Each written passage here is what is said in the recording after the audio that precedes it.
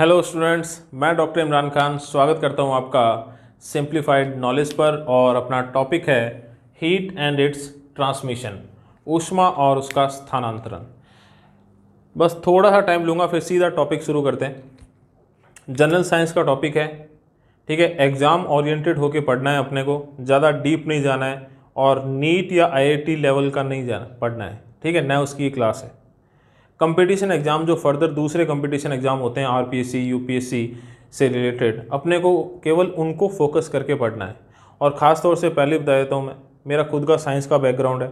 आप में से बहुत से साइंस के स्टूडेंट्स होंगे। तो हम क्या करते हैं भाई, इस चीज़ को बहुत लाइटली ले लेते हैं कि हमारा तो पढ़ा हुआ है, ठीक है। और आर्ट्स और कॉमर्स के जो स्टूडेंट हैं उनमें एक हवा होता है, डर होता है इस चीज़ को लेके, लेकिन स्टिल वो क्या करते हैं, वो थोड़ा सा सीरियस होकर पढ़ते हैं। तो कहीं ना कहीं आर्ट्स और कॉमर्स वाले जो है ना, वो कंपटीशन एग्जाम में साइंस में कई बार ज़्यादा नंबर ले आते हैं। और जबकि खुद साइंस का जो स्टूडेंट है वो दूसरे सब्जेक्ट्स में बहुत ज़्यादा टाइम देता है और इसको नेगलेक्ट कर जाता है। हाँ, डीप नॉलेज होता है, हमें डीप नॉलेज है, बहुत सी चीज़ें पढ़ी होती है, बुकिश नॉलेज होता है, लेकिन वो किताबी ज्ञान है वो, ठीक है। बहुत सी छोटी छोटी ही चीज़ें हैं और क्या क्वेश्चन बन सकते हैं उन्हीं पर सारा फोकस करेंगे। तो देखिए, बहुत ही इजी मोड में पढ़ेंगे, बहुत ही सिंप्लीफाइड तरीके से पढ़ेंगे, तो बने रहिए, मज़ा आने वाला है बिल्कुल, ठीक है, एकदम सीरियस होके, ठीक है। पिछला वीडियो जो बनाया था, एक डेमो वीडियो बनाया था भाई, उसमें हंसी मजाक कर लिया। आज अपने बिल्कुल सीरियस होके पढ़ेंगे और सीधे बात करेंगे, एकदम पॉइंट टू पॉइंट काम की बातों पर। और सीधा मैं ले जाता हूँ ये टॉपिक शुरू करने से पहले आपको इन 3 पॉइंट्स पे ध्यान से देखिए भाई। Woollen clothes do not allow the heat of our body to escape. देखिए, हिंदी इंग्लिश दोनों बाइलिंगुअल चलेंगे। ये इंग्लिश में लिखा हुआ है सारा मैटर, तो हिंदी मीडियम का कोई भी स्टूडेंट हो ये मत सोचना यार ये अपने तो चलो टाटा बाय बाय, नहीं, सारी बात हिंदी में होगी, ठीक है। बाइलिंगुअल चलेंगे आराम से।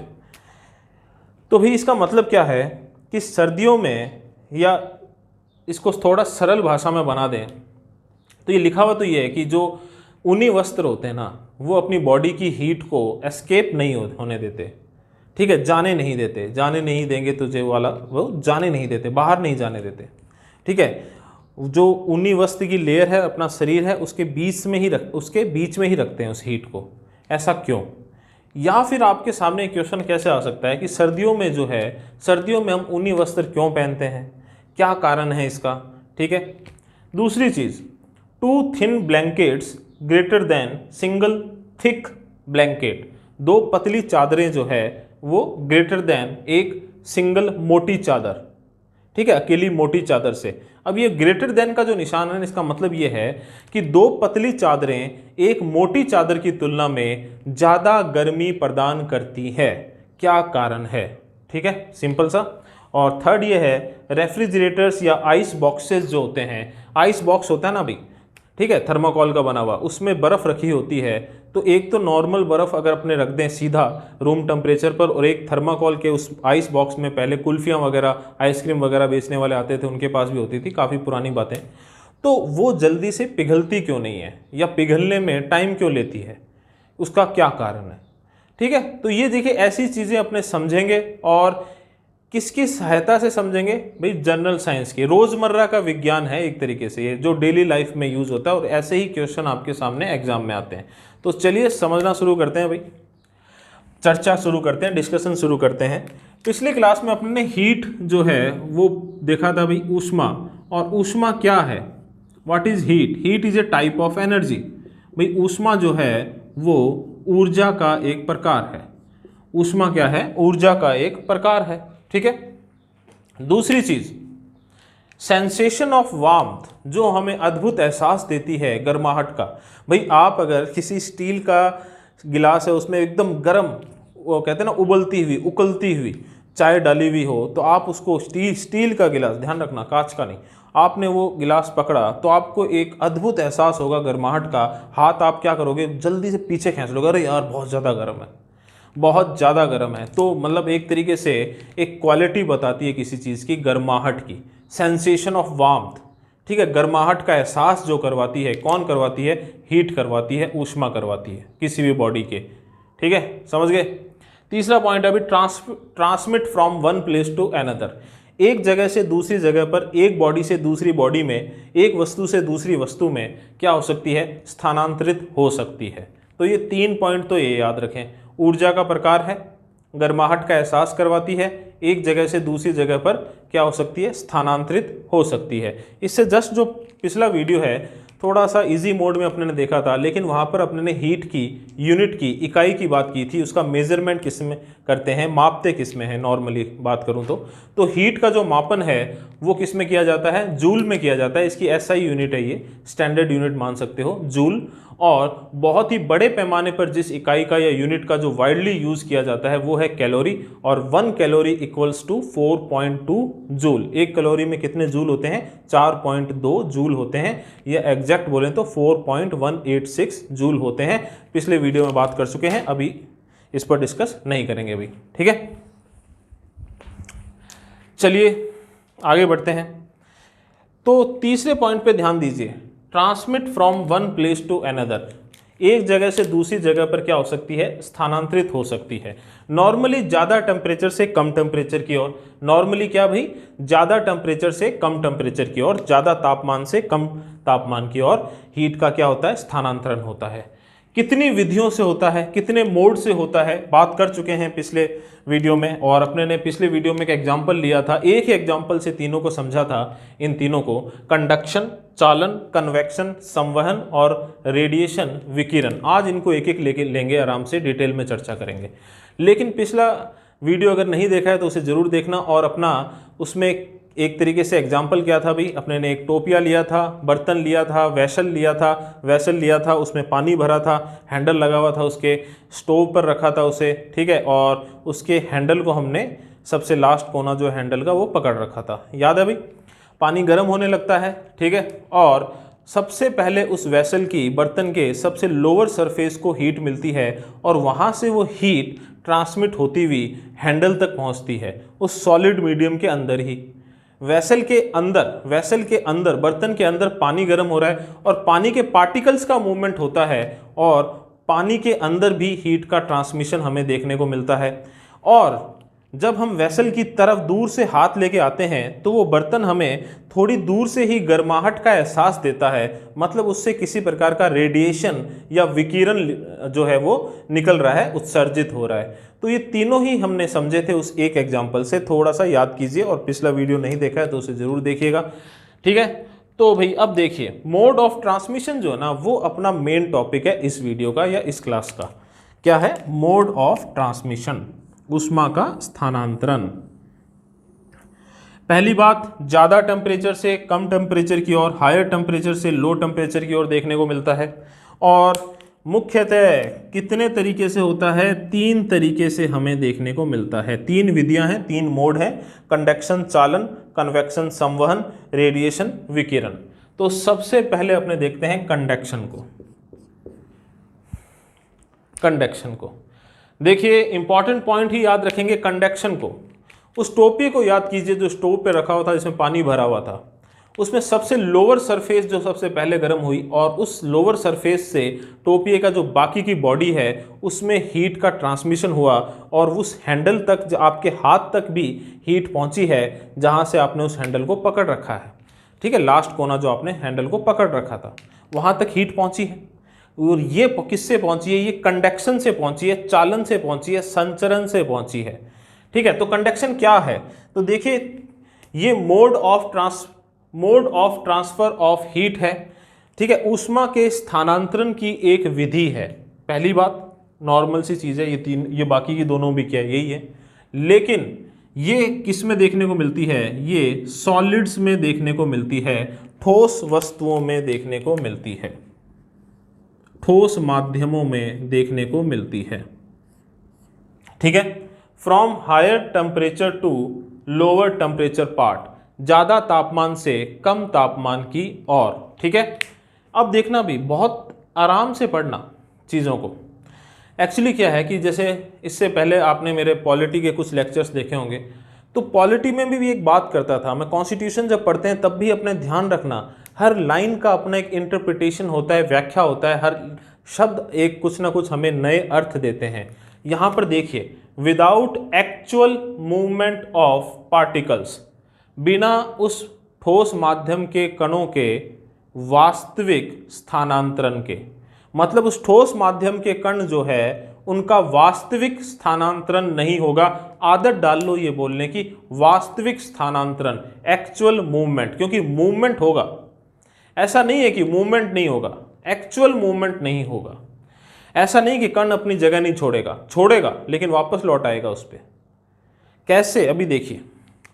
तो ध्यान रखना भी एक्चुअल वर्ड पर और सॉलिड वर्ड पर।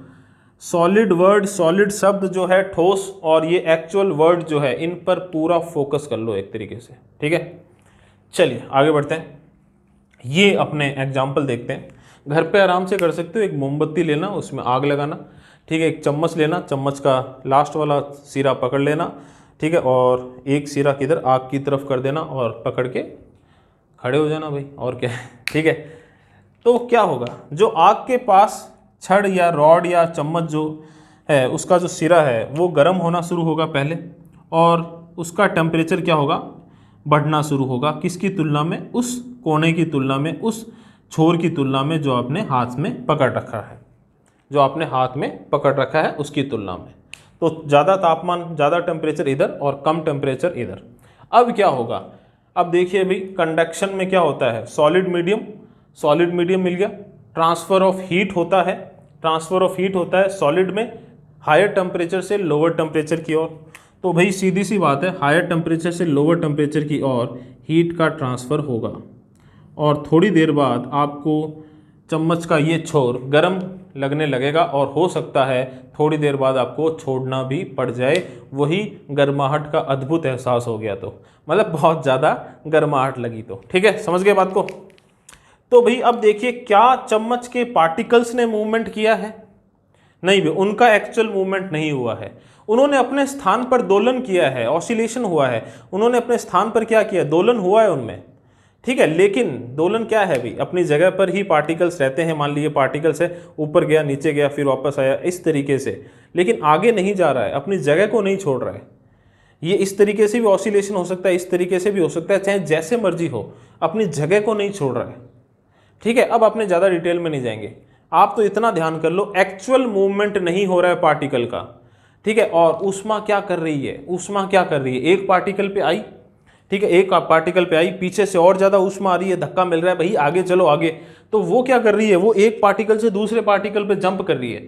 एक पार्टिकल, फिर दूसरे पार्टिकल पे आई, फिर तीसरे पार्टिकल पे चली गई। क्यों? क्योंकि पीछे से भी हीट लगातार आ रही है, लगातार आप उसे गर्म करे जा रहे हो। यूँ समझिए इस चीज़ को, पीछे से धक्का मिल रहा है ना अपने को, भी आगे बढ़ो लाइन में, ठीक है। तो पीछे से धक्का लग रहा है तो कहीं आगे बढ़ो। तो हीट क्या कर रही है, ऊष्मा क्या कर रही है, एक पार्टिकल से दूसरे पार्टिकल पे जंप कर रही है, और जंप करती करती ये यहाँ से शुरू होती होती यहाँ तक पहुँच जाएगी, ठीक है। तो ये कैसा मूवमेंट है अभी, ये सॉलिड मीडियम के अंदर हीट का मूवमेंट है, या हीट का ट्रांसफर है बेसिकली, ठीक है, एक पार्टिकल से दूसरे पार्टिकल पर। पार्टिकल्स का एक्चुअल मूवमेंट नहीं है। समझ में आ गई चीज़, कंडक्शन क्या होता है। अब देखिए भी, अब आपने लोहे की रॉड पकड़ रखी है, या कोई लकड़ी पकड़ रखी है, आपने लठ पकड़ रखा है, या कोई लकड़ी जो है वो पकड़ रखी है, या कोई आपने मान लीजिए प्लास्टिक, या फिर मान लीजिए ये एक तरीके से आपने कोई पेन पकड़ रखा है, ठीक है, मार्कर पकड़ रखा है। तो क्या लोहे की छड़ आपने पकड़ रखी थी, या फिर आपने चम्मच पकड़ रखी थी, तो वो तेज़ी से आपको, जितनी तेज़ी से आपको गर्माहट का एहसास होगा, क्या यहाँ पर भी आपको उतनी ही तेज़ी से गर्माहट का एहसास होगा? नहीं होगा। क्यों नहीं होगा? तो देखिए, मेटल्स क्या होते हैं, मेटल्स जो होते हैं नॉर्मली क्या होते हैं, गुड कंडक्टर होते हैं, या हिंदी में कहूँ तो सुचालक होते हैं। तो कुछ ऐसे पदार्थ होते हैं जो बहुत आसानी से ऊष्मा को अपने अंदर से स्थानांतरित होने देते हैं, वो क्या होते हैं, सुचालक। तो उसमें हीट का ट्रांसफर तेजी से होता है, ठीक है। और वुड हो गया, लकड़ी हो गई, वूल हो गया, ठीक है, ऊनी वस्त्र या ऊन हो गई, ठीक है, कॉटन हो गया, सूती वस्त्र वगैरह हो गए, ग्लास हो गया, ये क्या होते हैं, ग्लास जैसे। इसीलिए भी ध्यान देना, चाय जो है वो कांच के गिलास में पीते हैं, तो बाहर से कांच का गिलास इतना गर्म नहीं लगता जितना स्टील का गिलास लगता है, या फिर चीनी मिट्टी का कप उतना गर्म नहीं लगता जितना स्टील का गिलास लगता है। कारण यही है, स्टील क्या है, गुड कंडक्टर है, जबकि कांच क्या है, एक बैड कंडक्टर है, इंसुलेटर है, कुचालक है या अवरोधी है, ऊष्मा का अवरोधी है, इतनी आसानी से ऊष्मा को अपने अंदर से स्थानांतरित नहीं होने देता। ठीक है, तो ये होगी पदार्थों के गुण हो गए भी। ऊष्मा को आसानी से तेजी से स्थानांतरित होने देंगे तो क्या कहलाएंगे, गुड कंडक्टर या सुचालक कहलाएंगे। अगर नहीं होने देंगे तो बैड कंडक्टर कहलाएंगे, कुचालक कहलाएंगे या अवरोधी कहलाएंगे। ठीक है, नॉर्मल सी चीज है। अब आ जाइए यहाँ पर इन तीन चीज़ों पर जो अपने को दैनिक जीवन में देखने को मिलती है। अब होता क्या है भाई, सर्दी लग रही है, सर्दी हो रही है, तो सर्दियों में क्या होता है भाई, अपनी बॉडी जो है वो भी हीट को सर्दियों में क्या नॉर्मली भी अपनी बॉडी जो है जो हीट एब्जॉर्व करती है। ठीक है, अपने जैसे बाहर गए, सूरज की रोशनी अपने पे पड़ी तो अपने हीट को एब्जॉर्व करते हैं, फिर अपने उस हीट को एमिट भी करते हैं। दूसरा, सर्दियों में क्या होता है, सर्दियों में अपने को कंपकपाहट होती है। ठीक है, तो अपनी ये जो मसल्स है ना, अब नॉर्मल सा समझे, मसल्स क्या करती है, फ्रिक्शन करती है। फ्रिक्शन कैसे भी, कम कपाहट होती है तो ये फ्रिक्शन हो रहा है, फ्रिक्शन हो रहा है, हथेली को रगड़ो आपस में तो क्या हो गया, गर्माहट सी लग रही है ना, तो ये एक तरीके से हीट जो है वो जनरेट हो रही है। अब बॉडी जो है वह हीट को क्या करेगी, एमिट करेगी। अब ये हीट जो है जो तेजी से वातावरण में चली गई, क्यों, क्योंकि अपनी बॉडी का टेम्परेचर ज़्यादा है, बाहर के वातावरण का टेम्परेचर कम है, तो तेजी से चली गई तो अपने को लगेगी और ज़्यादा ठंड, क्योंकि अपनी बॉडी की हीट बाहर निकल रही है। हीट जब तक थी तब तक हीट रहनी चाहिए ना गर्मी में, सॉरी सर्दी में। अब क्या है कि अपने ने भाई ऊनी वस्त्र पहन लिए, अपने ने स्वेटर पहन ली, जैकेट पहन ली, तो अब क्या होगा, अपनी बॉडी की हीट जो है वो एमिट हुई, उत्सर्जन हुआ। ठीक है, लेकिन वो ऊन जो है, जो अपनी बॉडी पर एक लेयर की तरह आ गई है, जैकेट या ऊन जो है, उसने क्या किया, उस हीट को बाहर वातावरण में जाने से रोक दिया, क्योंकि वो अवरोधी है, अपने अंदर से हीट को इजीली ट्रांसफर नहीं होने देगी। एक छोटी सी बात बताऊं, जब बचपन में याद होगा, अभी भी आपको ने देखा होगा ये चीज़, कि मम्मी पापा जो है वो मान लीजिए रजाई ओढ़ के सो रहे हैं। ठीक है, मम्मी सो रही है, पापा सो रहे हैं, तो अपने क्या करते थे, उस रज़ाई में चले जाते थे। तो अपने को ना वो रज़ाई जो है वो क्या लगती थी, गर्म लगती थी। क्यों भाई, अपने बॉडी की हीट जो है ना वो एमिट हो रही है और रज़ाई उसको बाहर जाने से रोक रही है। ठीक है, और जब अपने एक ऐसे ही सीधा रज़ाई ओढ़ते थे तो भाई 5-10 मिनट एकदम सर्दी सी लगती रहती थी, और 5-10 मिनट बाद जाकर थोड़ा अपने को रिलैक्स होता था, हाँ यार थोड़ा रज़ाई गर्म हुई। क्यों हुई, क्योंकि अपनी बॉडी की जो हीट एमिट हो रही है ना, उसको वो रज़ाई बाहर जाने से रोक रही है। तो धीरे धीरे थोड़ी देर बाद क्या होगा कि अपने बॉडी की जो हीट है वो रज़ाई और अपनी बॉडी के बीच में क्या हो जाएगी, एक तरीके से फंस जाएगी, ट्रैप हो जाएगी, और उसके बाद अपने को थोड़ी रिलीफ महसूस होगी या गर्माहट का एहसास होगा रज़ाई के अंदर। तो ये सिंपल सी चीज़ है भाई। ठीक है, दैनिक जीवन में आप देख सकते हो। अब देखिए, ये पहला तो समझ गए, फिर आप दूसरा है 2 thin blankets greater than single thick blanket. 2 पतली चादरें जो है वो एक मोटी चादर से ज़्यादा गर्माहट का एहसास देती है। तो भाई नॉर्मल सी चीज़ है, 2 पतली चादरें हैं ना, उनके बीच में क्या आ जाएगी, हवा आ जाएगी, एयर आ जाएगी। Air is also a insulator और कुचालक। हवा भी क्या है, एक तरह की कुचालक है। तो यहाँ पर 3 लेयर बन जाएगी, पतली चादर, एयर और उसके बाद में वापस एक पतली चादर, तो यहाँ पर 3 लेयर्स बन जाएगी। तो 3 लेयर्स बन गई। ठीक है, ये चादरें हैं 2 और उनके बीच में ये हवा आ गई। ठीक है, और एक मोटी ब्लैंकेट, मोटी चादर जो है वो सिर्फ एक लेयर है। तो इसी वजह से 3 अलग अलग लेयर्स बनने के कारण 2 पतली चादरें जो है वो एक मोटी चादर की तुलना में क्या करेगी, ज़्यादा गर्माहट देगी, ज़्यादा एक तरीके से अपने को गर्मी का एहसास मिलेगा उससे। ठीक है, तो ये भी हो गया भाई। ठीक है भाई, इजी है। अब देखिए, रेफ्रिजरेटर्स एंड आइस बॉक्सेस लिखा हुआ है। मैंने बचपन में मम्मी से डांट सुनी होगी ना, पानी पीते टाइम, अरे यार ये फ्रिज का गेट बंद कर दे। ठीक है, कईयों ने तो चप्पलें भी खाई होगी इस पीछे। ठीक है, मीम्स बनते हैं ना मम्मी की चप्पल पे। तो देखिए अभी रेफ्रिजरेटर का गेट क्यों बंद करने को कहती है मम्मी। आजकल तो अलार्म वाले आ गए, जब थोड़ी देर रेफ्रिजरेटर का गेट खुला रखोगे पी पी पी बजना शुरू हो जाएगा। उसी टाइम हाथों हाथ बंद करते हैं, क्योंकि पता है कि पीछे से डांट आने वाली है भाई। ठीक है, तो देखिए, तो रेफ्रिजरेटर के जो गेट है वो अपने क्यों बंद करते हैं, क्योंकि भाई रेफ्रिजरेटर जो है वो अंदर से क्या है, ठंडा है। ठीक है। और अब क्या होगा, जैसे अपने उसे खोलेंगे बाहर की गर्मी अंदर की तरफ आएगी और वो क्या हो जाएगा, रेफ्रिजरेटर को गर्म करेगा एक तरीके से। एक नॉर्मल सा सिनेरियो, आइस बॉक्सेस वगैरह। अब ये एक बात बताइए, रेफ्रिजरेटर या फिर ये जो आइस बॉक्सेस होते हैं, आइस बॉक्सेस नॉर्मली थर्माकोल के, तो बाहर जो है कितनी भी गर्मी हो रही हो, रेफ्रिजरेटर के अंदर या आइस बॉक्स के अंदर रखी बर्फ़ जो है वो पिघलेगी नहीं। आइस बॉक्स में हो सकता है थर्माकोल वाले में पिघल जाए, लेकिन बहुत टाइम लेगी। नॉर्मली ऐसा क्यों होता है भाई? सिंपल सा बात है, कुचालक, इंसुलेटर, ये रेफ्रिजरेटर वगैरह या आइस बॉक्सेस जो अच्छी क्वालिटी के आते हैं, इनमें 3 लेयर्स के इंसुलेटर्स लगे होते हैं बेसिक मेनली। तो ये क्या करते हैं, अंदर के टेम्परेचर को मेंटेन रखते हैं, बाहर गर्मी हो चाहे, बाहर की जो गर्मी हीट है वो इनके अंदर आ नहीं पाती। क्यों? क्योंकि इनके चारों ओर कवरिंग जो होती है वो इंसुलेटर से होती है। किससे होती है? कुचालकों से होती है। ठीक है। तो भाई बचपन में रेफ्रिजरेटर्स के गेट खुलने पर आपने डांट सुनी होगी इसी वजह से। ठीक है, नॉर्मल समझ गए ना भाई। और भाई कुछ लोगों ने बड़े होके आइस बॉक्स जो है वो इस्तेमाल किए होंगे। ठीक है, तो कहीं ना कहीं बचपन और जवानी दोनों ही चीज़ें हैं, लेकिन कंसेप्ट एक ही है। क्या कंसेप्ट है भाई? कंडक्शन। ठीक है, चलिए भाई, तो आई होप यहाँ तक समझ में आ गया अपने को। तो पहला जो कंडक्शन है वो समझ गए। कंडक्शन में क्या है? नॉर्मल सी चीज़ें हैं। Mode of transfer of heat, ही ऊष्मा के स्थानांतरण की विधि है ठोस माध्यमों में ज़्यादा टेम्परेचर से कम टेम्परेचर की ओर, लेकिन पार्टिकल्स या कणों का वास्तविक स्थानांतरण नहीं होता। किसका स्थानांतरण होता है? ऊष्मा का स्थानांतरण होता है, एक पार्टिकल से दूसरे पार्टिकल पर कूदकर जाती है। ठीक है, और इसी वजह से हम कह सकते हैं भाई, जो पदार्थ या कोई भी वस्तु आसानी से अपने अंदर से ऊष्मा का स्थानांतरण होने दे, ट्रांसफर ऑफ हीट होने दे, वो क्या कहलाएगी? गुड कंडक्टर या सुचालक। और जो नहीं होने दे वो क्या कहलाएंगे? बैड कंडक्टर या कुचालक। और वूलन क्लोथ क्या होते हैं? बैड कंडक्टर या कुचालक होते हैं। इसीलिए अपनी बॉडी की हीट को वो एस्केप नहीं होने देते। ठीक है, इसी वजह से दो पतली चादरें जो है, ठीक है, दो पतली चादरें जो है उनके बीच में एयर आ जाती है, तो 3 लेयर का इंसुलेटर बन जाता है, 3 लेयर के कुचालक बन जाता है। एक तरीके से वो एक मोटी चादर की तुलना में ज़्यादा गर्मी प्रदान करती है।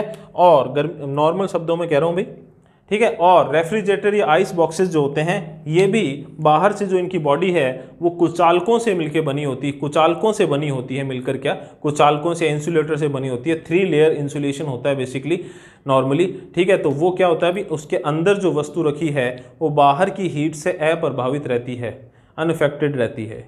ठीक है, समझ गए भी चीज़ को? तो आराम से इसको देखिए और शुरू करते हैं अपने कन्वेक्शन या संवहन। चलिए समझते हैं अब किसको? कन्वेक्शन को, संवहन को। वीडियो बनाना बहुत मुश्किल होता है यार, मतलब इस रूम में एसी नहीं है, कूलर बंद रखना पड़ता है मेरे को, और गर्मियों में, सही कह रहा हूँ, हीट बढ़ा रहा हूँ ना, इसलिए बता रहा हूँ आपको। हीट का अद्भुत एहसास हो जाता है।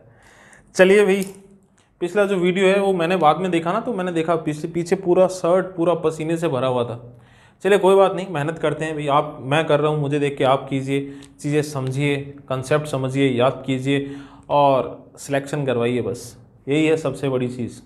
चलिए कन्वेक्शन, संवहन समझते हैं। अभी थोड़ी देर पहले हमने कंडक्शन पे बात की, उसी से तुलना करेंगे, उसी से कंपैरिजन करेंगे इस चीज़ की। ठीक है, तो ये भी क्या है? ये भी मोड ऑफ ट्रांसफर है, ये भी ऊष्मा के स्थानांतरण का एक मोड है या विधि है। इसमें भी ऊष्मा का स्थानांतरण होता है, किसके अंदर? कन्वेक्शन के अंदर, संवहन के अंदर। लेकिन ये वो उसमें क्या पड़ा था? सॉलिड। ये क्या है? द्रव्य माध्यम जो होते हैं, द्रव्य माध्यम जो होते हैं, फ्लूइड्स जो होते हैं, द्रव्य माध्यम में बेसिकली भाई लिक्विड भी आ जाएंगे, गैस भी आ जाएंगे। लिक्विड और गैस जो होते हैं ना, उनके अंदर हीट का एक जगह से दूसरी जगह पर स्थानांतरण जो देखने को मिलता है। और सबसे इंपॉर्टेंट चीज, due to actual movement of particle, कणों के वास्तविक स्थानांतरण के द्वारा। भाई इसमें हीट को एक कण से दूसरे कण पर कूदना नहीं पड़ता। इसमें पार्टिकल कहता है कि भाई आजा, वो हीट को लेता है, अपने कंधों पे उठाता है और वो जाता है एक जगह से दूसरी जगह पर उसको लेकर। तो यहाँ पर क्या है? विक्रम और बेताल की तरह है भाई। यहाँ पर हीट पार्टिकल के कंधे पर सवार हो जाती है और पार्टिकल फिर चलता है और एक जगह से दूसरी जगह पर हीट को, ऊष्मा को लेकर जाता है। नॉर्मली ये समझिए इस चीज़ को, ठीक है। तो भाई ये भी क्या है, ऊष्मा के स्थानांतरण की, हीट के ट्रांसफर की एक विधि है, मोड है। वो किसमें थी, सॉलिड में। ये किसमें है, द्रव्य माध्यमों में, फ्लूइड्स में, लिक्विड और गैस के अंदर, ठीक है। और इसके अंदर पार्टिकल्स का एक्चुअल मूवमेंट देखने को मिलता है। क्लियर। चलिए आगे आइए। जैसे पानी को गर्म कर रहे हैं भाई, क्या कर रहे हैं, पानी को गर्म कर रहे हैं। हवा की भी बात करेंगे, यहाँ पानी की पहले कर लेते हैं। ये वेसल है, ठीक है, पानी को गर्म कर रहे हैं। अब क्या होगा इसमें देखिए भाई, ये जो नीचे वाला पानी है, ये लो, जो एक तरीके से पानी को अपने दो भागों में बांट देते हैं, ये ऊपर वाला पानी, ये नीचे वाला पानी, ठीक है। दोनों की डेंसिटी सेम है जब तक हमने गर्म करना शुरू नहीं किया। अब देखिए भी, इस पोर्शन को क्या मिलने शुरू होगी, पानी के इस पोर्शन को, नीचे वाले पोर्शन को हीट मिलनी शुरू होगी, हीट मिलनी शुरू होगी। अब जैसे ही हीट मिलनी शुरू हुई तो ये एक्सपेंड करेगा, ये फैलेगा, इसके पार्टिकल्स एक दूसरे से दूर दूर जाना शुरू करेंगे। तो जब दूर दूर जाना शुरू करेंगे तो इसकी डेंसिटी क्या हो जाएगी, कम हो जाएगी। इसकी डेंसिटी क्या हो जाएगी, कम हो जाएगी। तो ये देखिए,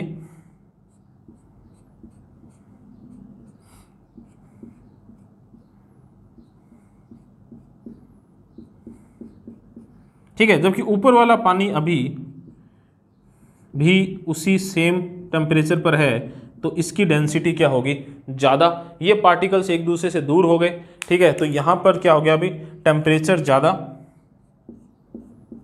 और डेंसिटी, टेम्परेचर क्या हो गया, ज़्यादा और डेंसिटी क्या होगी, कम, ठीक है। और यहाँ का टेम्परेचर इसकी तुलना में अभी भी कम है और डेंसिटी क्या है, डेंसिटी क्या है, ज़्यादा। तो ये एक्सपेंड करेगा, अपनी जगह छोड़ेगा। ये क्या करेगा, एक्सपेंड करेगा, अपनी जगह छोड़ेगा और एक्सपेंड करके ऊपर की तरफ उठेगा, ऊपर की तरफ उठेगा। और ये ज़्यादा डेंसिटी वाला पानी नीचे की तरफ आएगा। क्यों, क्योंकि ये नीचे वाले पानी ने अपनी जगह छोड़ दी है। तो ये ऊष्मा को लेके चला अपने साथ, ऊपर आया, ठीक है। ऊपर वाला पानी नीचे गया। अब नीचे वाला नीचे जाकर ही क्या हो जाएगा, गर्म होना शुरू हो जाएगा। वो कहेगा अरे यार ये तो गलत आ गए, ठीक है। तो ये नीचे आके क्या होगा, गर्म होना शुरू हो जाएगा, गर्माहट मिलेगी। तो अब ये क्या करेगा, ये एक तरीके से एक्सपेंड करेगा, इसकी डेंसिटी कम होगी। ऊपर वाला पानी है, इसकी तुलना में कम टेम्परेचर पे आ जाएगा। तो ये मूवमेंट शुरू हो जाएगा, एक मूवमेंट शुरू हो जाएगा पार्टिकल्स का। और ये कब तक चलेगा, जब तक ये पूरा पानी एक जैसा गर्म ना हो जाए, या मैं बोलूं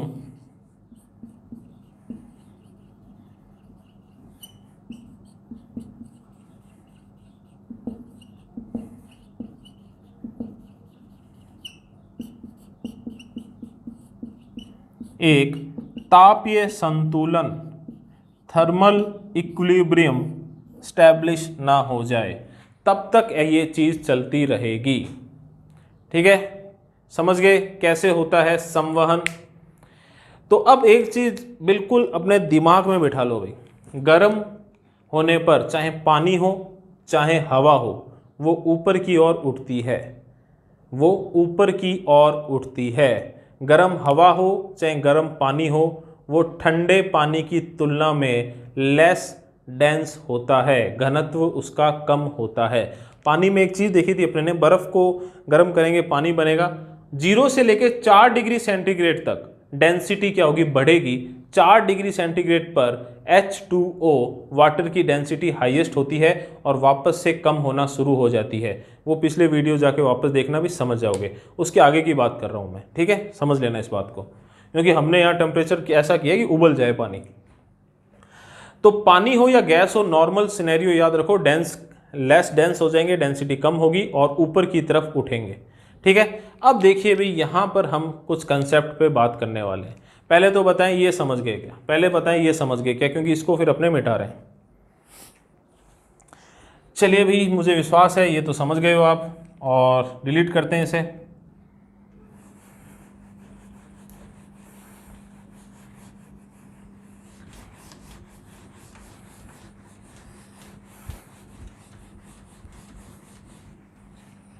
चलिए, तो एग्जाम्पल लेते हैं अपने किसका, सर्दियों में जो अपने ज़्यादा चलाते हैं और फिर रेफ्रिजरेटर पर मम्मी की डांट खाते हैं, गीज़र पर मम्मी पापा दोनों की डांट खाते हैं भाई। ठीक है, बिजली का बिल कौन भरेगा भाई, है नवाब। ठीक है, तो गीज़र, तो नॉर्मली गीज़र क्या है, एक ज़्यादा कोई बहुत बड़ा डायग्राम नहीं बनाएंगे अपने, एक छोटे सा मान लीजिए गीज़र है।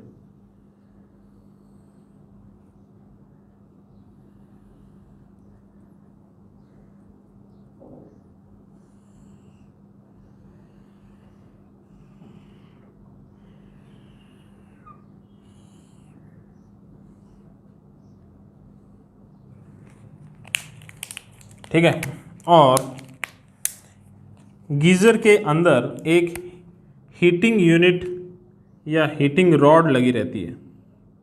ठीक है, ऐसे भी हो सकती है, सीधी भी हो सकती है, ऐसे भी हो सकती है, जो भी है। ये क्या है भाई, हीटिंग रॉड है,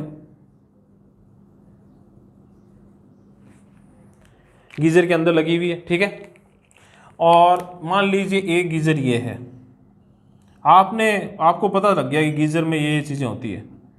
आपने सोचा यार मैं घर पे ही बना लेता हूँ, आपने घर पे गीज़र बनाया। ठीक है, और उसमें हीटिंग रॉड लगा दी ऊपर की साइड।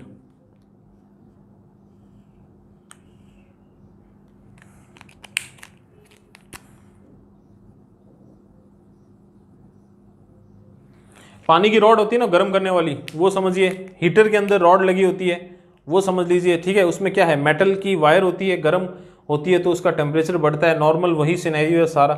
ठीक है, डिटेल में नहीं जाएंगे, लेकिन आप यूँ समझिए, अब गीज़र में क्या है भाई, पानी भर गया,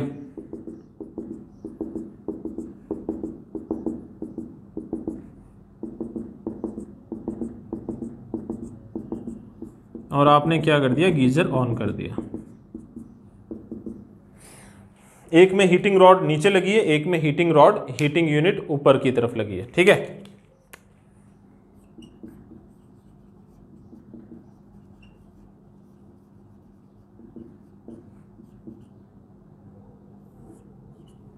अब क्या होगा, पहले इसकी बात करें।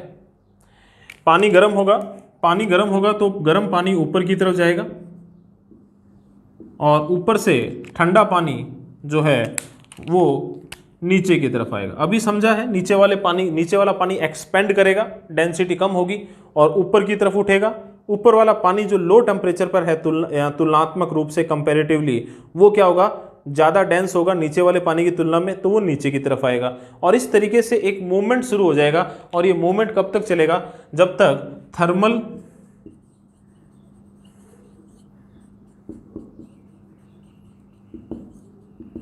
इक्विलिब्रियम स्टैब्लिश ना हो जाए। ठीक है, यहां पर ऐसा होगा क्या, ऊपर वाला पानी गर्म हुआ, एक्सपेंड किया, ऊपर की तरफ गया, ऊपर जगह ही नहीं है, नीचे वाला पानी क्या होगा।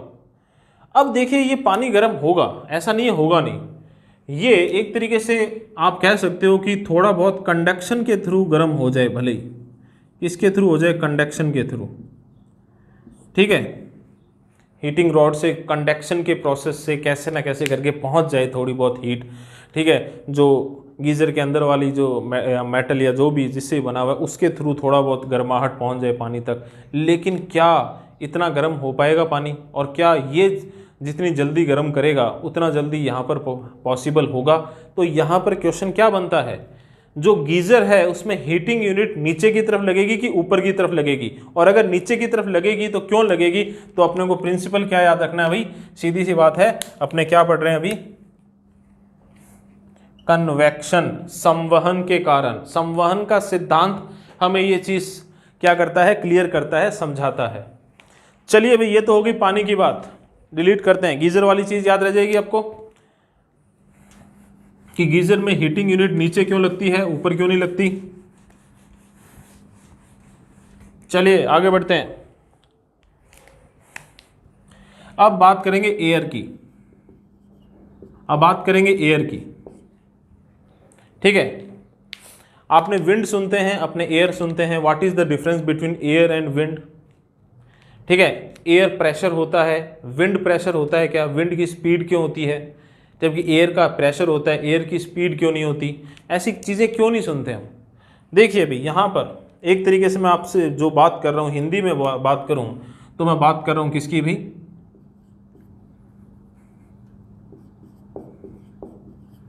वायु और पवन की,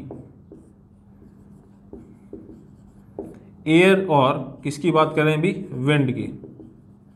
अब देखिए भी यहां पर अपने क्या सिनेरियो सोचेंगे, समझिएगा इस चीज को, कैसे संवहन से इस चीज को समझे हम।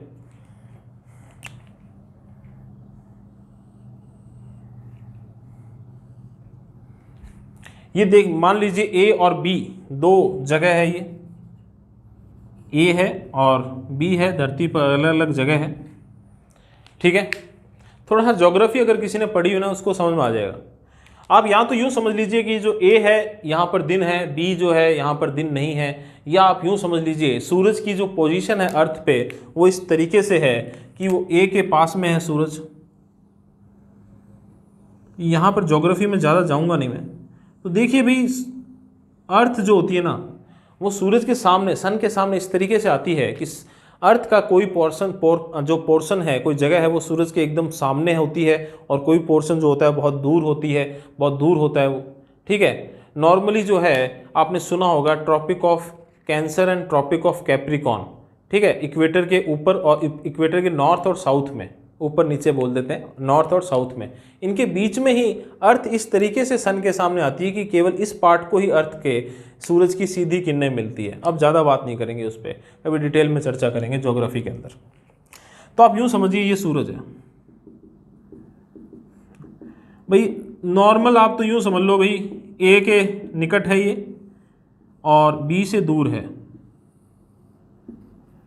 तो ए पर तो इसकी लगभग सीधी किरणें पड़ रही है और बी पर इसकी तिरछी किरणें हैं, ठीक है। तो यहाँ पर दोनों जगह में से किसका टेम्परेचर ज़्यादा हो जाएगा, तो ए का टेम्परेचर जो है यहाँ पर जो है वो लैंड सरफेस जो है, सतह जो है वो ज़्यादा गर्म हो जाएगी। क्यों? क्योंकि सीधी किरणें आ रही है, टेम्परेचर क्या हो जाएगा, ज़्यादा। अब देखिए भाई इस सरफेस के पास जो एयर है वो क्या होगी, गर्म होगी। इस सरफेस के पास जो एयर है वो गर्म होगी और वो गर्म होकर किधर उठेगी, ऊपर की तरफ उठेगी, क्योंकि लेस डेंस हो जाती है। एयर और वाटर गर्म होने पर लेस डेंस हो जाते हैं और ऊपर की तरफ उठते हैं। वर्टिकल मूवमेंट शुरू हो गया यहाँ पे। कैसा मूवमेंट शुरू हो गया, वर्टिकल मूवमेंट, ऊपर की तरफ जाना। यहाँ की जो एयर है वो यहाँ की तुलना में क्या होगी, ठंडी होगी, क्योंकि यहाँ पर इतनी ज़्यादा गर्मी नहीं हुई है, ठीक है। अब देखो दोपहर में अपने सर के ऊपर सूरज होता है, एकदम सीधी किरणें आती है, शाम को तिरछी किरणें पहुँचती है, सूरज अपने से दूर चला जाता है, ठीक है। तो इस तरीके से समझ लीजिए इस चीज़ को, ज़्यादा कोई मेहनत नहीं करनी अपने को। तो बी जो है वहाँ पर शाम जैसा मौसम है, यहाँ पर एयर क्या होगी, यहाँ की तुलना में टेम्परेचर क्या होगा, कम होगा। यहाँ की तुलना में टेम्परेचर क्या होगा, कम होगा। तो एयर क्या होगी, यहाँ भी अर्थ सरफेस की तरफ आएगी, ठंडी होकर, ठंडा पानी या ठंडी एयर नीचे की तरफ आएगा, ठीक है। अब मेरी बात को थोड़ा सा ध्यान से समझिए, ठीक है। ये मान लीजिए अर्थ सरफेस है, ये मान लीजिए एयर है, इसको इस तरीके से कर लीजिए, ठीक है। ये एयर है, ये नीचे आ रही है, तो नीचे आएगी तो अर्थ सरफेस पे क्या करेगी, प्रेशर डालेगी, नीचे और आएगी तो और ज़्यादा आएगी, तो नीचे ज़्यादा मात्रा में आएगी, ज़्यादा प्रेशर डालेगी, और ये ऊपर उठेगी तो क्या होगी, प्रेशर रिलीज होगा। ऊपर उठेगी तो प्रेशर रिलीज होगा। तो इन दोनों ही सरफेस पे अपने देखें तो ए पर क्या होगा, प्रेशर कम होगा, टेम्परेचर के उल्टा चलेगा ये, ठीक है। और यहाँ पर क्या होगा, प्रेशर ज़्यादा होगा।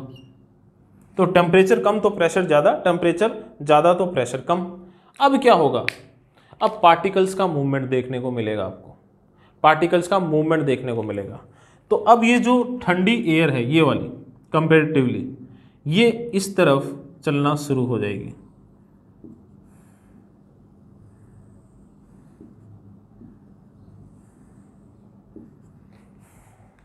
एक इक्विलिब्रियम स्टैब्लिश करने के लिए, क्योंकि यहाँ पर ज़्यादा है, इधर कम है, क्योंकि इधर वाली एयर ऊपर चली गई है।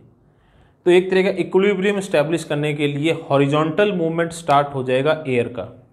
अब मेरी बात ध्यान से सुनना भी, ये जो वर्टिकल मूवमेंट ऊपर नीचे होता है ये इसे कहते हैं हम एयर या वायु, और ये क्या जनरेट करती है, ये दाब या प्रेशर जनरेट करती है, और इससे जो प्रेशर बनता है, इससे जो प्रेशर ग्रेडियंट बनता है, दाब प्रवणता जो बनती है, एक तरफ ज़्यादा और एक तरफ कम, तो ज़्यादा दाब से कम दाब की ओर जो वायु गति करती है, एयर गति करती है हॉरिजॉन्टल मूवमेंट में, तो इसे वायु या विंड कहते हैं। ठीक है, तो पानी में भी हमने देखा था मूवमेंट हुआ था पार्टिकल्स का, और यहाँ पे भी हम देख रहे हैं। तो ये जब गति करती है हॉरिजॉन्टल मूवमेंट सतह के समानांतर, तो ये क्या कहलाती है? तो ये विंड कहलाती है या पवन कहलाती है। ठीक है, इसीलिए इसकी स्पीड देखते हैं और एयर प्रेशर बोलते हैं, विंड स्पीड बोलते हैं कि कितनी स्पीड से विंड जो है वो चल रही है। साइक्लोन वगैरह में देखते हैं ना, बहुत तेज़ गति से विंड आती है या पवनें चलती है। समझे कंसेप्ट थोड़ा सा? ये कंसेप्ट काम आएगा मानसून वगैरह समझोगे ना, जब आपके कहाँ ज्योग्राफी के अंदर, इंडियन ज्योग्राफी या फिर राजस्थान ज्योग्राफी या वाटेवर जो भी आप पढ़ोगे। तो विंड या पवन जो है चलने का कारण क्या है? कन्वेक्शन, संवहन। यहाँ पर भी लास्ट एग्जाम्पल लेते हैं अपने, जो आपके सामने क्वेश्चन के रूप में आ सकते हैं, क्योंकि ये कंसेप्ट समझाना जरूरी था।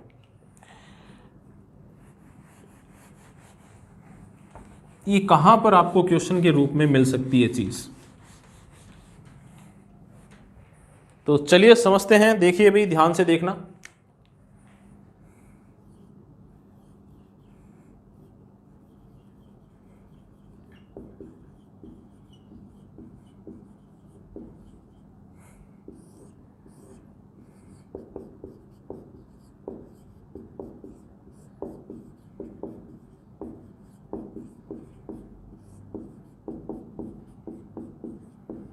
ज्योग्राफी में क्वेश्चन आता है भाई, समुद्र के किनारे जो जगह होती है ना, वो जैसे अपना साउथ इंडिया है, वहाँ पर टेम्परेचर के अंदर ज़्यादा वेरिएशन देखने को नहीं मिलता है, और गर्मियों में भी टेम्परेचर बहुत ज़्यादा नहीं जाता है।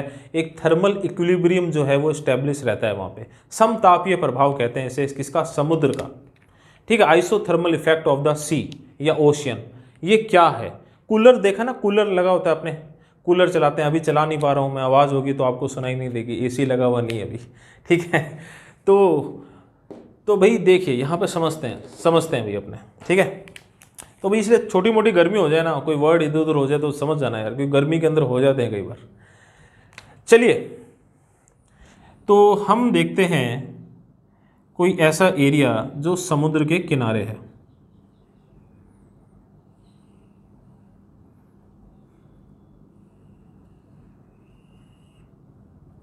थोड़ा और नीचे बना देते हैं इसको।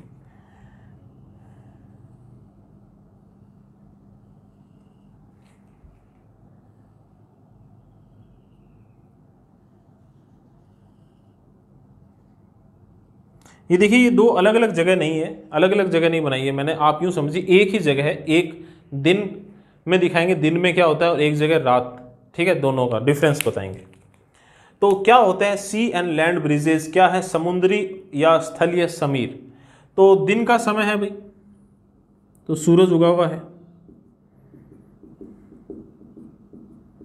ठीक है, और सूरज की किरणें स्थल पे भी पहुंच रही है, और भाई ये समुद्री इलाका है तो यहाँ पानी दिखाना पड़ेगा अपने को।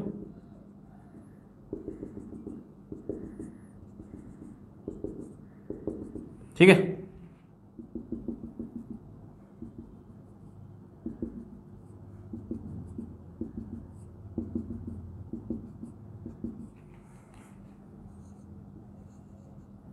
ये सी सरफेस है, ये लैंड सरफेस है भाई, स्थलीय भाग है।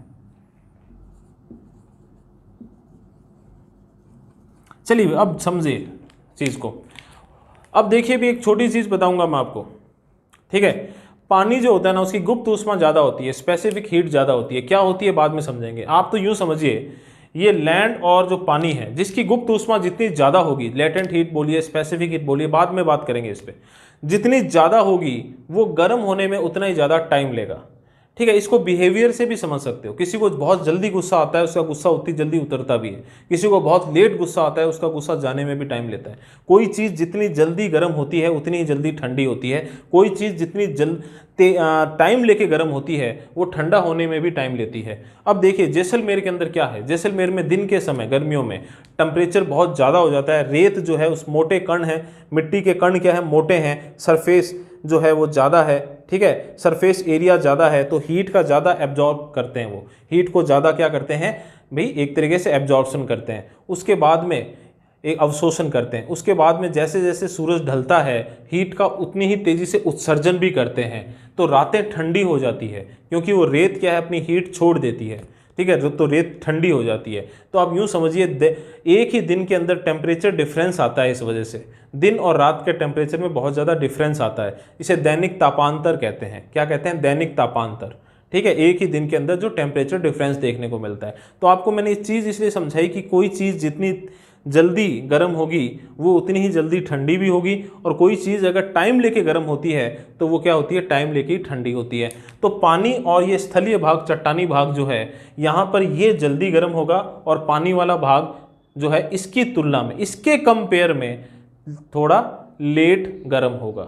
ठीक है, तो अब देखिए मान लीजिए दोपहर के 12 बजे में, तो लैंड सरफेस क्या है, ज़्यादा गर्म है, और पानी वाला भाग जो है, सी वाला भाग है, इसकी तुलना में कम गर्म है, टेम्परेचर कम है। ठीक है, और इसी वजह से यहाँ की जो एयर है वो किधर उठ रही है, ऊपर। गर्म एयर कहाँ जाएगी, ऊपर।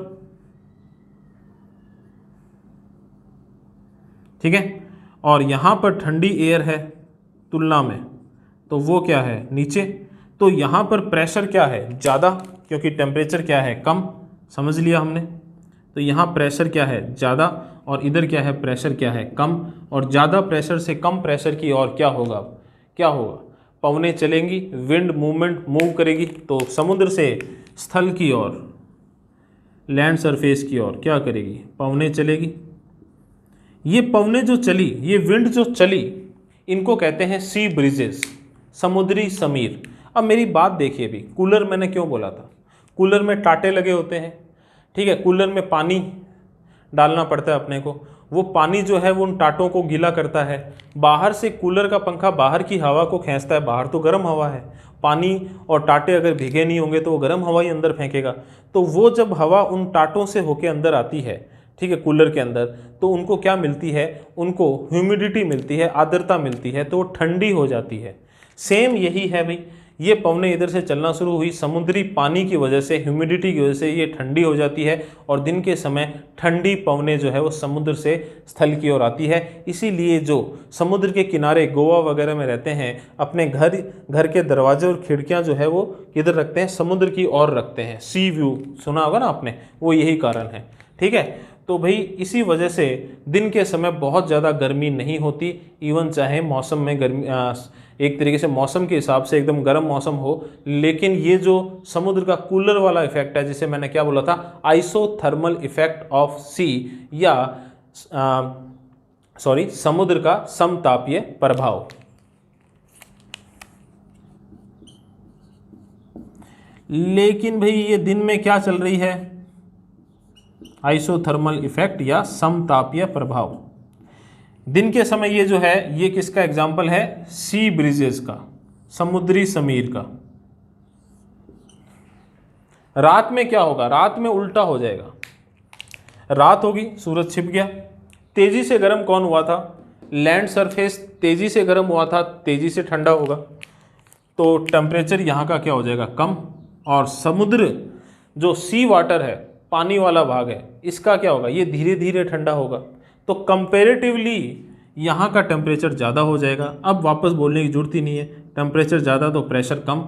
ठीक है, टेम्परेचर कम तो प्रेशर ज़्यादा, और विंड का मूवमेंट उल्टा शुरू हो जाएगा, विंड का मूवमेंट उल्टा शुरू हो जाएगा, और स्थल से, लैंड से सी की ओर विंड का मूवमेंट देखने को मिलेगा। ठीक है, पवनों का मूवमेंट देखने को मिलेगा, और ये क्या कहलाएंगी, ये कहलाएंगी लैंड ब्रिजेस या स्थलीय समीर। तो ये जो भी चीज़ है अपने पढ़ेंगे, इसे ज्योग्राफी में पढ़ते हैं, लेकिन इसके पीछे का कारण क्या है, टॉपिक क्या चल रहा है, भूल तो नहीं गए? कन्वेक्शन, संवहन, the real movement of particles. समझे इस चीज़ को, कंडक्शन या संवहन से। ठीक है, पानी वाली चीज़ें तो गीजर वगैरह में देख ली, यहाँ पर हम एयर का मूवमेंट देख रहे हैं विंड के रूप में। यहीं पर भाई लास्ट एग्जांपल ले रहा हूँ, ये डिलीट कर रहे हैं, स्क्रीनशॉट लेना है ले लो, लेकिन याद रखना भाई समुद्र से स्थल की ओर चल रही है वो है समुद्री समीर, और स्थल से रात को, भाई रात को जो स्थल से समुद्र की ओर चल रही है वो क्या है, स्थलीय समीर। तो ध्यान रखना भी समुद्री क्षेत्रों में दिन के समय सी ब्रिजेस चलती हैं और रात के समय लैंड ब्रिजेस चलती हैं, ध्यान रखना भाई इस चीज़ को। चलिए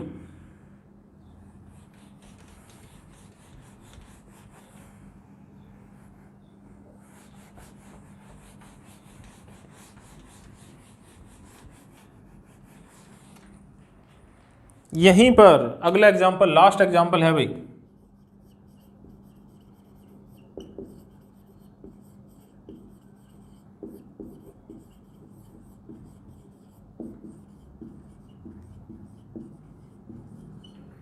माउंटेनियस और वैली ब्रिजेस, या हिंदी में कहेंगे पर्वतीय या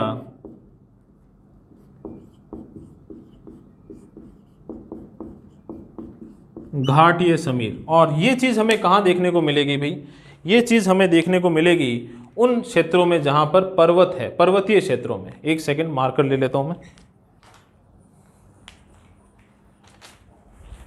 हाँ नहीं, तो देखिए यहां पर भी दिन और रात की तुलना करेंगे, जगह एक ही है, ए और बी मत करना, जगह एक ही है, कोई भी आप सोच सकते हो, सिरोही में माउंट आबू सोच लो, कुल्लू मनाली सोच लो, वाटेवर जो भी पर्वतीय क्षेत्र। ठीक है, और ज़्यादा दूर नहीं जाना है तो बीकानेर में हो तो सीकर सोच लो यार, और क्या है। ठीक है, हर्ष का पर्वत वगैरह जो मर्जी है। अब देखिए भाई दिन का समय है,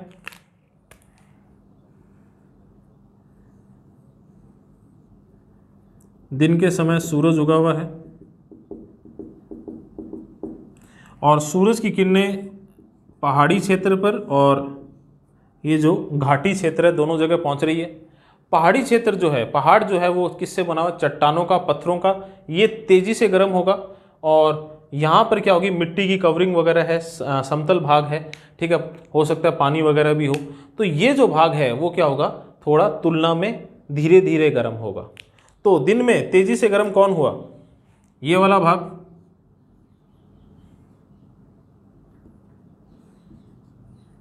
ठीक है, दिन में तेजी से गर्म हुआ, तो अब सिंपल सी बात है यार, गर्म हुआ तो प्रेशर क्या हो गया, कम। ये इसकी तुलना में दिन में क्या हुआ, धीरे धीरे गर्म हुआ। ठीक है, तो प्रेशर क्या होगा, ज़्यादा। तो दिन में क्या होगा, दिन में घाटी से पर्वतों की ओर पवनें चलेगी और ये क्या कहलाएगी, ये क्या कहलाएगी भी, ये कहलाएगी घाटीय समीर। क्या कहलाएगी, घाटीय समीर।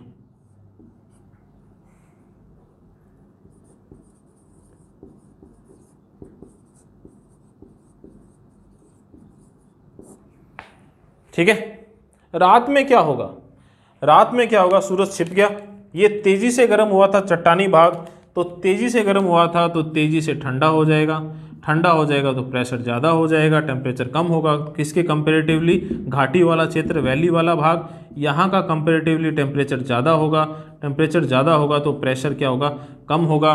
और रात के समय पहाड़ों से नीचे की ओर जो है वो विंड या पवनों का स्थानांतरण होगा या मूवमेंट देखने को मिलेगा। और ये क्या कहलाएगी, जिधर से आ रही है बस उसी पे रखना है नाम अपने को, तो ये क्या कहलाएगी भाई, पर्वतीय, माउंटेनियस ब्रिजेस।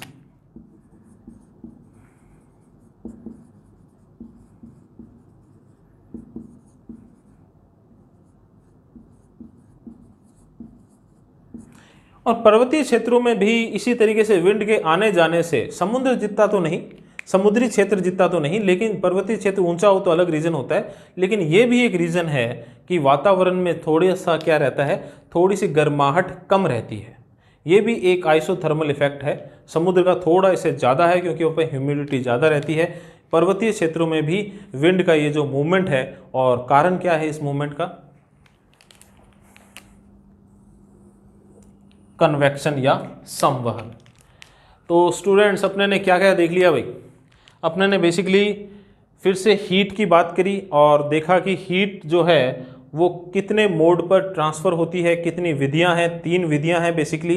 ठीक है, पिछले वीडियो में हमने एक सुपरफिशियल लेवल पे इस चीज़ को समझ लिया था। अब हम डिटेल में जा रहे हैं, क्वेश्चन हमारे सामने क्या आ सकते हैं, और वीडियो को अपने यहाँ तक ही रखेंगे। तो हमने आज कंडक्शन और कन्वेक्शन समझ लिया है, और इससे क्या क्वेश्चन हमारे सामने आ सकते हैं। क्वेश्चन यही है भी इनका कारण क्या है, दिन के समय माउंटेनियस ब्रीज चलती है कि लैंड ब्रीज चलती है, इस तरीके से क्वेश्चन आपके सामने आएंगे। तो आई होप ये टॉपिक बिल्कुल आपके क्लियर हो चुका है। यहाँ तक का, कहाँ तक का भाई, कंडक्शन और कन्वेक्शन का। रेडिएशन और विकिरण अपने कल लेंगे, कल बहुत इंपॉर्टेंट चीज़ लेंगे, क्योंकि इसमें अपने कहीं ना कहीं समझेंगे ग्रीन हाउस इफेक्ट, और कैसे ग्रीन हाउस इफेक्ट जो है वो हमारे योगदान की वजह से क्या बनता जा रहा है, एक ग्लोबल वार्मिंग के रूप में हमारे सामने आ रहा है। और साथ ही बात करेंगे भी आइसबर्ग अभी जो टूटा था, ठीक है, तो ध्यान करना कौन सा आइसबर्ग है, क्या उसकी जगह, तो उस पर भी उस वीडियो के अंदर बात कर लेंगे। क्यों? क्योंकि उसका पीछे भी एक कारण क्या बता रहे हैं वैज्ञानिक, वही बता रहे हैं अभी क्या, ग्लोबल वार्मिंग।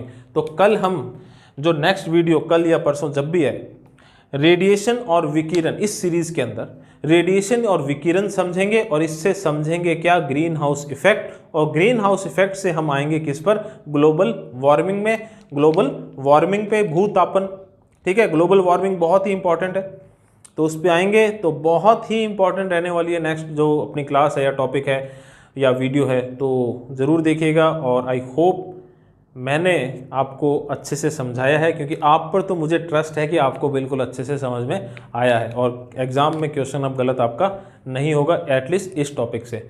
तो चलिए मिलते हैं नेक्स्ट वीडियो में। और नेक्स्ट वीडियो में क्या भाई, रेडिएशन, विकिरण और इससे ग्रीन हाउस इफेक्ट और ग्लोबल वार्मिंग। थैंक यू, जय हिंद।